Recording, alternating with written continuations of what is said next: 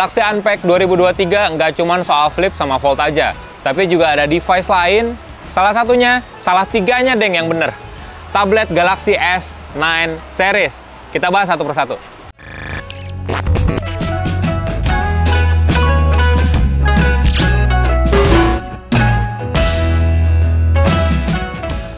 Kita ngomongin soal upgrade dulu kali ya, karena secara tablet emang ini agak bersinggungan sama laptop sebenarnya. Terlebih Galaxy Tab S9 Plus dan S9 Ultra, menurut gua layarnya besarannya udah mirip-mirip ke laptop. Cuman ditambahin sama keyboard aja, ya udah jadi seperti laptop experience-nya. Dan upgrade yang dikasih Samsung buat ketiga tablet ini emang nggak tanggung-tanggung. Mulai dari desainnya lebih tipis, lebih premium juga, dan menurut gua lebih enak buat dibawa-bawa karena lebih ringan juga. Dan yang terpenting adalah prosesornya, dapur pacunya. Dia sekarang udah pakai Snapdragon 8 Gen 2 for Galaxy. Ketiganya sama, powerful, dan Snapdragon 8 Gen 2 for Galaxy, kalian tahu sendiri, punya clock speed yang beda jauh. Lebih kenceng dibandingin sama Snapdragon 8 Gen 2 versi standar yang ada di luaran sana.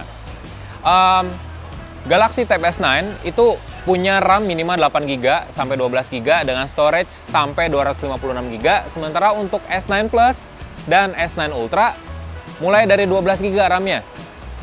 Dan juga memori penyimpanan sampai 512GB. Dan jenisnya sendiri karena pakai chipset yang baru udah LPDDR5X dan juga UFS 4.0 dengan write dan read speed yang lebih cepat daripada sebelumnya. Snapdragon 8 Gen 2 for Galaxy emang lebih cepat dibandingin sama Galaxy Tab S8 series. Buat gaming lebih oke lagi, terlebih One UI generasi terbaru sekarang punya banyak fitur yang menurut gua bener-bener ngedukung penggunanya buat lebih produktif. Sekarang kita bisa lihat recent apps langsung di desktop. Di taskbar bisa kita bilang kayak Windows di laptop maupun di PC. Ada banyak aplikasi yang bisa diaktifin di situ, dan multi-window juga lebih banyak apps yang bisa kita tampilin dalam satu waktu. Dan secara tampilan layar, Galaxy Tab S9 ukuran layarnya 11 inci, sementara buat S9 Plus itu 12,4 inci, dan yang paling gokil nih, Galaxy Tab S9 Ultra itu 14,6 inci. Dan sama-sama resolusinya udah tinggi, refresh rate-nya juga udah tinggi, ngedukung sampai 120Hz, dan panel AMOLED dari buatan Samsung sendiri bener-bener ngasilin warna yang lebih vivid, detail yang lebih tajam.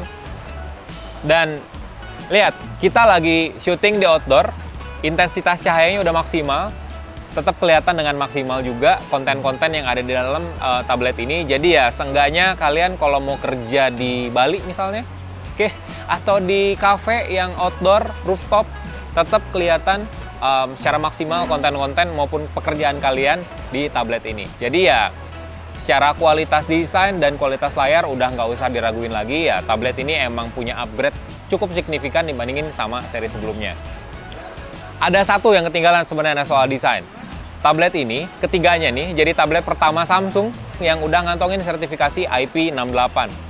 Jadi tablet ini bisa diajak nyelam sedalam 1,5 meter dalam durasi 30 menitan.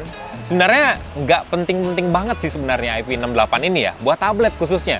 Karena siapa yang mau bawa tablet sambil nyelam, sambil di kolam gitu ngapain? Kerja di kolam? Kan nggak mungkin gitu ya. Tapi dengan hadirnya rating ini, Samsung bilang kalau pengguna jadi lebih worry-free.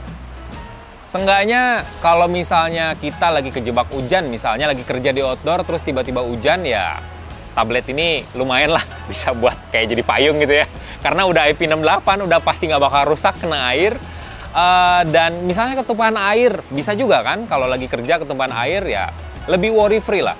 Dan secara build quality juga udah lebih tangguh karena aluminiumnya udah beda daripada tablet kelas lainnya, karena ini udah pakai armor aluminium, jadi lebih kuat, lebih kokoh juga, dan dikasih warna yang lebih premium sesuai dengan segmennya.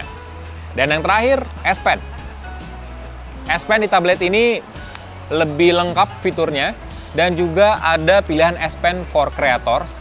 Itu dijual terpisah, kalau S Pen yang ini udah termasuk include di dalam paket pembelian. S Pen for Creator sendiri itu buat orang-orang yang suka gambar, editing video, jadi lebih presisi buat ngegambarnya, lebih enak juga karena bentuknya mirip seperti pensil.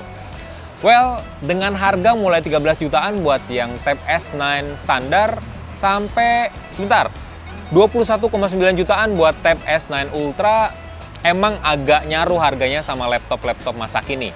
Tapi menurut gua ada satu perbedaan yang bikin tablet sedikit lebih unggul dibandingin sama laptop. Yang pertama, daya tahan baterainya. Yang kedua, seamless, lebih seamless, kita bisa konekin kartu SIM di sini. Dan kita bisa kerja dimanapun tanpa bergantung sama koneksi Wi-Fi.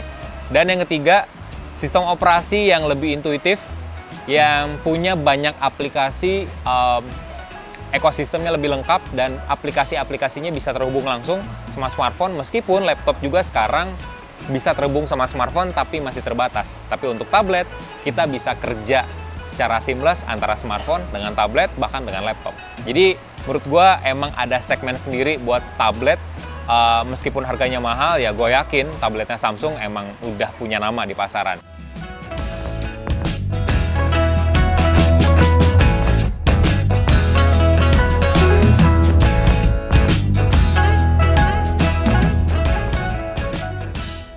So itu sih hands-on impresi gue pertama dari ketiga tablet terbaru Samsung ini. So, tungguin review lengkapnya di channel Yuzontech. Tapi jangan lupa buat like video ini, kasih komen, share juga, subscribe yang terpenting. Biar tahu informasi gadget terkini di Indonesia maupun global.